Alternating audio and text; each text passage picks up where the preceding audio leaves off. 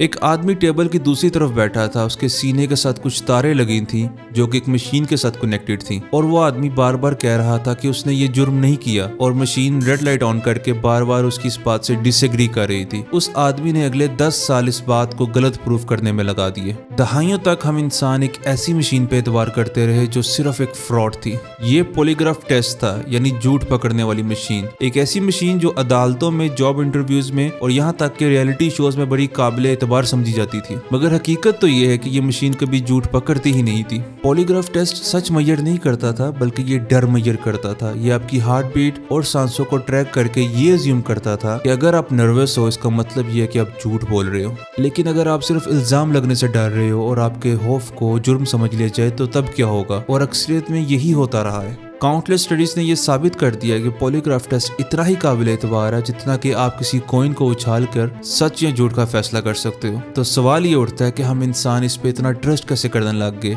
और इसका जवाब है विलियम मोल्टन मार्स्टन, एक साइकोलॉजिस्ट, इन्वेंटर और वंडर वुमन का क्रिएटर। विलियम का मानना यह था कि इमोशंस को साइंटिफिकली मेजर किया जा सकता है। उसने पॉलीग्राफ टेस्ट को सच जांचने के टूल के तौर पे पेश किया और अमेरिका ने इसे कबूल कर लिया। हॉलीवुड ने इसकी मदद की, क्राइम शोज ने इसे आइकॉनिक बनाया और जल्द ही ये सिर्फ मशीन नहीं रही बल्कि एक सिंबल बन गया। सच वर्सेस झूठ, साइंस वर्सेस डिसेप्शन।